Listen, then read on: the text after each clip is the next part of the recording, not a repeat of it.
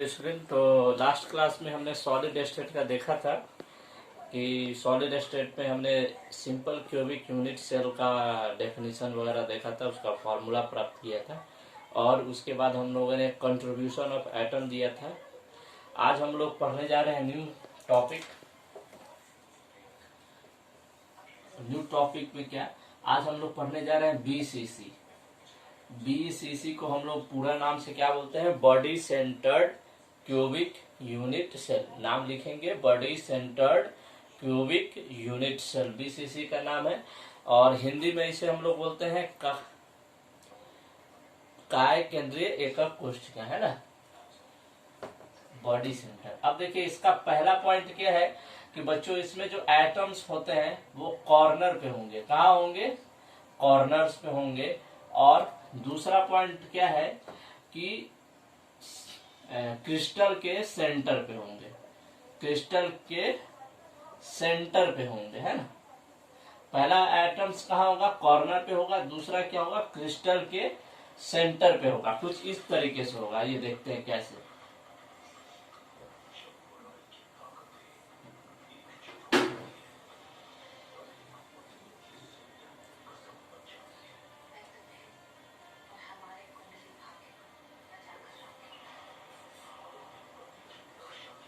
है ना, तो इसमें बीसीसी में एटम कहाँ है? कॉर्नर पे। तो आपको पता है कि अगर कोई क्रिस्टल जो होता है वो किस तरीके का होता है? क्यूब की जैसा होता है।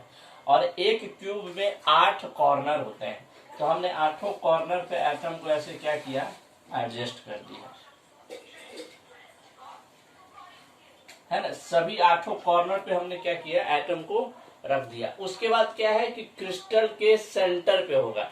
तो क्रिस्टल का ये पूरा, अगर सपोज कि ये क्रिस्टल है तो इसके सेंटर पे कहीं बीच में इस तरीके से ये एटम होगा, है ना।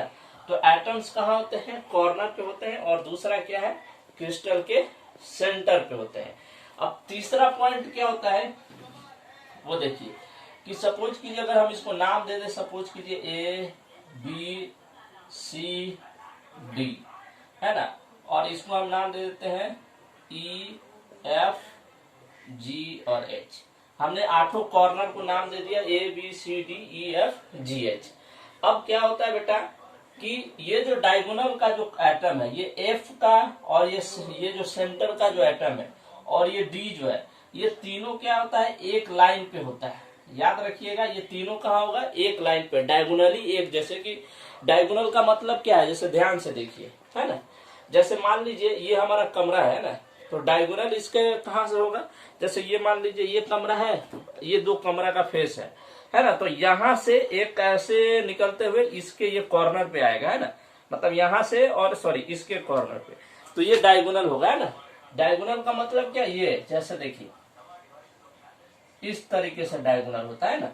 तो अगर क्यूब की बात करें तो क्यूब में डायगोनल, जैसे आपका कमरा जो है ना, तो एक हम लोग क्या करते हैं, एक आपके अपोजिट साइड ऐसे करके, है ना, 2 अलग अलग दिशा में हम लोग क्या करेंगे, उसको मिला देंगे तो वो डायगोनल बन जाएगा।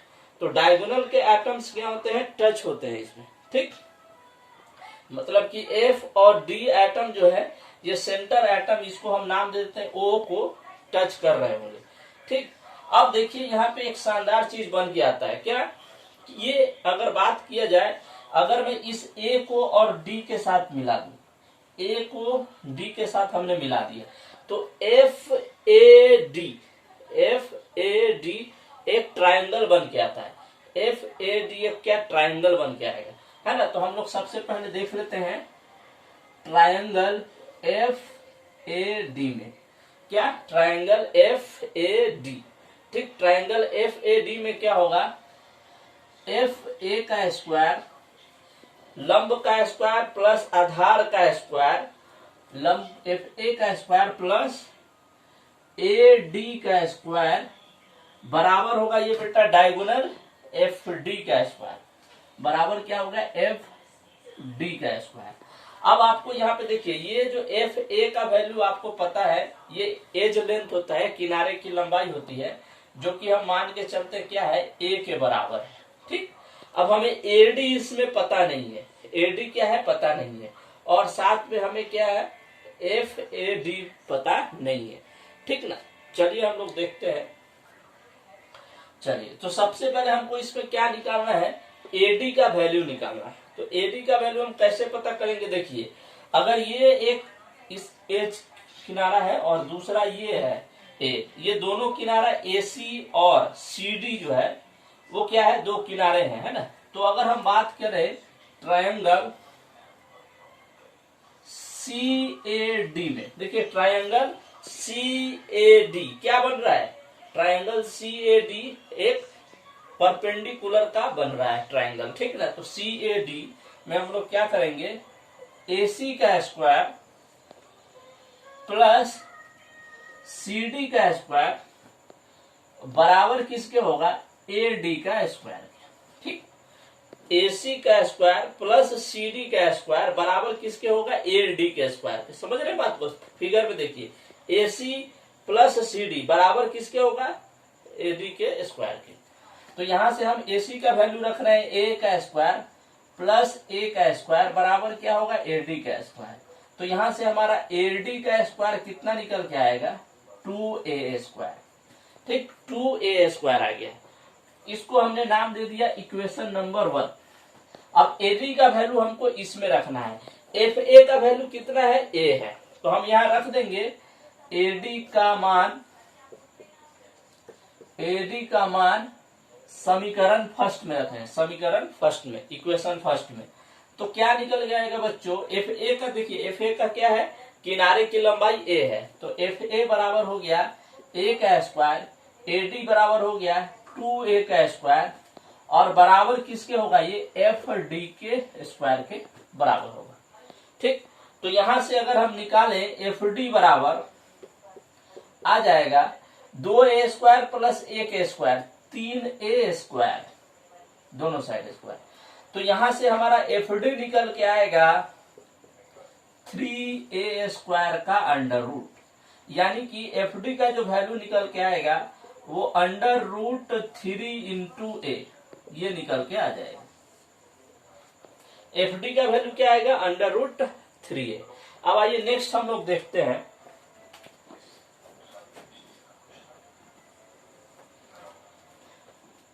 ठीक ना। नेक्स्ट क्या, देखिए ये FD जो है, मैंने क्या बताया था कि ये जो F कॉर्नर पे है, ये जो सेंटर पे है O पे, और ये D कॉर्नर पे जो एटम है, ये क्या होगा, एक दूसरे को टच करेगा। तो हमने इसको क्या किया, देखिए ये बीच में ऐसे सेंटर पे O एटम है, इधर साइड ये कॉर्नर का एटम है, और इधर साइड इस कॉर्नर का एटम है।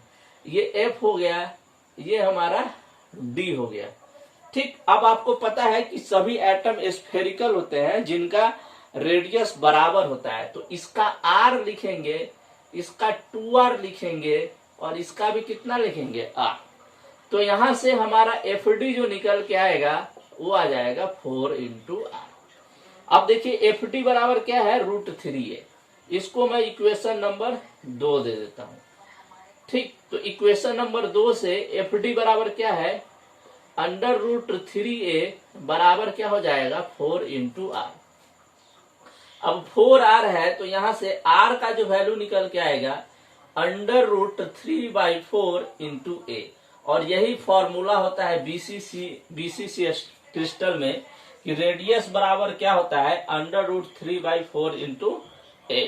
इससे भी प्रश्न हर बार पूछे जाते हैं एग्जामिनेशन में, ये फॉर्मूला से भी बोर्ड की परीक्षाओं में भी ये आपको प्रूफ करने के लिए आता है कि रेडियस और एज लेंथ में क्या बताइए, संबंध बताइए, रिलेशन बताइए। तो BCC स्ट्रक्चर में रेडियस और एज लेंथ यानी कि किनारे की लंबाई में क्या होगा, R बराबर अंडर रूट 3/4 इंटू A, जहां R क्या होता है, रेडियस किसका, क्रिस्टल का, A क्या होता है, किनारे की लंबाई यानी एज लेंथ, है ना। अब देखिए ये हमारा रेडियस आ गया। अब इसमें एक क्वेश्चन ये आपने लिख ली। अब हम लोग इसमें देखने जा रहे हैं पैकिंग फ्रैक्शन।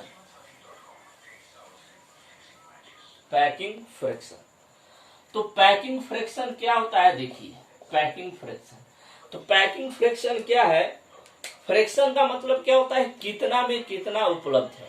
अब पैकिंग फ्रैक्शन किसी भी अगर क्रिस्टल का आपको निकालना हो तो उसके लिए क्या लिखते हैं, volume occupied by A atom in crystal divided by total volume of crystal. Total volume of crystal ये होता है। अच्छा, उससे पहले हम लोग क्या कर लेते हैं, जेड इफेक्टिव निकाल लेते हैं कि आखिर इसमें टोटल नंबर ऑफ एटम कितना है। तो जेड का वैल्यू हम लोग देख लेते हैं।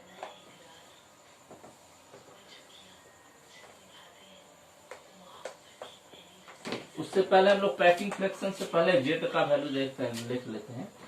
तो जेड बराबर हमने जो बताया था आपको कि 1/8 गुने number of corner atom plus क्या हो जाएगा, इसमें सिर्फ कॉर्नर पे है और कहां पे है, सेंटर पे, तो +1, क्योंकि हमने आपको बताया था प्रीवियस वीडियो में देखिएगा कि जब एटम सेंटर पे रहेगा तो उसके लिए 100% काउंट होगा, यानी कि 1 होगा। अब देखिए 1/8 into number of corner atom, तो नंबर ऑफ कॉर्नर एटम कितने, इसमें 8 है, तो इंटू 8 कर दिया। अब +1, तो ये 8 से 8 गया 1 टाइम्स, तो 1 + 1 यानी कि 2। तो मतलब कि अगर बीसीसी स्ट्रक्चर में कुल एटम्स की संख्या देखा जाए तो वो 2 के बराबर ही होता है। जेड इफेक्टिव का मतलब ही क्या होता है कि बीसीसी ये स्ट्रक्चर है तो उसमें कुल एटम की संख्या कितनी है। तो जेड का वैल्यू कितना आया, 2। उसमें और देख लेते हैं कोऑर्डिनेशन नंबर। कोऑर्डिनेशन नंबर अगला हम लोग जो देखने जा रहे हैं, कोऑर्डिनेशन नंबर। कोऑर्डिनेशन नंबर बहुत ही आसान है इसका देखना। देखिए बीसीसी में क्या होता है कि बीसीसी को समझने के लिए देखिए 4 एटम नीचे रख दीजिए, इस तरीके से 4 एटम हमने नीचे रख दिया, ठीक, 1 2 3 4 रख दिया। अब उसके ऊपर हमने क्या किया, एक बीच में सेंटर में इसके एटम रख दिया, और फिर इसके ऊपर, इसको थोड़ा सा और अच्छे से समझिए कि जैसे 4 एटम हमने यहां रख दिया ऐसे, इसके ऊपर से बीच में हमने एक और एटम ऐसे रख दिया, ठीक, 4 एटम नीचे, उसके बीच में एक और एटम। अब उसके ऊपर हमने क्या किया, 4 एटम और रख दिया इस तरीके से, है ना।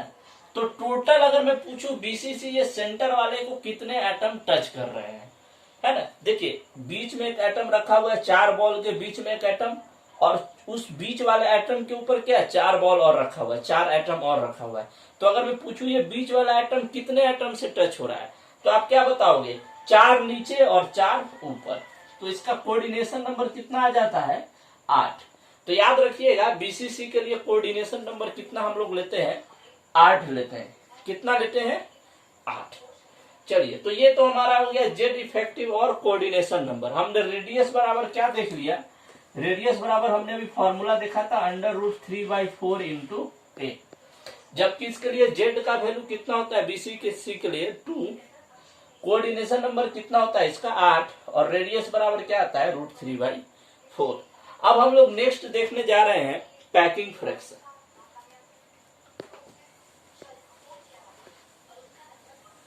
तो पैकिंग फ्रैक्शन बराबर क्या होता है, volume occupied by atom in a crystal. तो आप सबसे पहली बात है कि आपको ये पता होना चाहिए कि इस क्रिस्टल में जो कि बीसीसी को शो कर रहा है उसमें टोटल नंबर ऑफ एटम कितने हैं। तो हमने अभी देखा जेड बराबर हमारा जो टोटल नंबर ऑफ एटम था 2 था, ठीक ठीक। उसके बाद क्या लिखेंगे, टोटल नंबर ऑफ एटम 2 हो गया। रेडियस बराबर हमारा क्या फॉर्मूला निकल के आया था, √3/4 इंटू ए, ठीक। अब देखिए volume occupied by atom in a crystal, ये बराबर हो जाएगा Z into volume of 1 atom. मतलब क्या कि इसमें टोटल नंबर ऑफ एटम की संख्या कितनी है उसको हम जेड से लिख दिए, और उस एटम जो जितने इसमें एटम है उसका वॉल्यूम क्या है उससे हम मल्टीप्लाई कर दिए। तो ये हमारा पूरा क्रिस्टल का क्या आ जाएगा, वॉल्यूम आ जाएगा जो एटम के द्वारा ऑक्युपाई किया गया है। उसके बाद हम डिवाइड किसके कर देंगे, वॉल्यूम ऑफ क्रिस्टल से, ए क्यू से। अब देखिए इसको समझिए कैसे कि जैसे मान लीजिए आप 4 बॉल नीचे रखे, 4 बॉल ऊपर और बीच में 1 बॉल रखे, तो एटम्स तो पूरा क्रिस्टल को घेरेगा नहीं, उसमें क्या होगा, कुछ जगह बच जाएगा। तो उसी जगह को हम लोग क्या बोलते हैं, वॉइड बोलते हैं। क्या बोलते हैं, वॉइड, है ना, जो अभी हम लोग आगे देखेंगे। तो पैकिंग फ्रैक्शन का मतलब क्या होता है कि वो जो एटम्स हैं उसने उस क्रिस्टल में कितना स्थान घेर रखा है, तो उस स्थान को हम लोग क्या बोलेंगे, पैकिंग फ्रैक्शन। मतलब कि उस एटम द्वारा उस क्रिस्टल में उतना स्थान घेरा गया है, ठीक ना। तो हम लोग देखिए, अब आपको पता है कि जो हमारा एटम होता है वो किस तरीके का होता है, गोला होता है, स्फेयर होता है। तो स्फेयर का वॉल्यूम क्या होता है, Z into 4/3 pi r cube divided by a cube, ये होता है, ठीक। अब हमको R और A के बीच का रिलेशन पता है, तो हम चाहेंगे तो R का वैल्यू वहां डाल दे या फिर A का वैल्यू निकाल के भी डाल सकते हैं। और Z का वैल्यू कितना है, तो हम डाल दिए यहाँ पे 2 into 4/3 into pi into r cube divided by, यहाँ R और A में क्या रिलेशन है, तो A के जगह पे हम डाल दिए √3/4 इंटू ए क्यूब और इसका भी क्यूब। अब सॉरी रह गया क्या, अच्छा सॉरी, हम उल्टा डाल दिए, उल्टा डाल दिया। एक सेकेंड, यहाँ ए क्यू होगा, R बराबर यहाँ पे हम डालेंगे इंटू √3/4 इंटू ए क्यू और इसका भी क्यू, क्योंकि अगर आर क्यू का लिखेंगे तो इसका भी क्यू हो जाएगा और उसका भी क्यू। तो ए क्यू से ए क्यू आपका क्या हो गया, कैंसिल हो गया। इसको सॉल्व करेंगे, 2 इंटू 4/3 इंटू पाई इंटू √3/4 का होल क्यूब, ये आ जाएगा। जब इसको सॉल्व करेंगे तो आपका पैकिंग फ्रैक्शन जो निकल के आएगा वो 68% आएगा। आप इसको जब सॉल्व करेंगे ना, है ना, तो इसका आपको सॉल्व करने पे आपको 68% आएगा, है ना। परसेंटेज में निकालने के लिए हम लोग क्या करते हैं, 100 से मल्टीप्लाई करके डिवाइड कर देते हैं। तो इसका पैकिंग फ्रैक्शन कितना होता है, 68। तो पैकिंग फ्रैक्शन आपका कितना हो गया इसमें, 68। तो अगर मैं पूछूंगा वॉइड कितना होगा, तो 100 माइनस 68 करेंगे तो यह आ जाएगा 32। तो अगर बीसीसी स्ट्रक्चर में 68% जगह क्या होता है, एटम द्वारा भरा रहता है, जबकि 32% जो जगह होता है वो एटम खाली छोड़ देता है। मतलब इस क्रिस्टल में 32% जगह क्या है, खाली है, और 68% जगह क्या है, भरा हुआ है। तो ये पूरा फॉर्मूला हो गया। इस फॉर्मूला पे आपको बहुत सारे क्वेश्चन देखने को मिलेंगे बीसीसी के लिए। चलिए नेक्स्ट क्लास में हम लोग मिलेंगे फिर एफसीसी के लिए देखेंगे, है ना।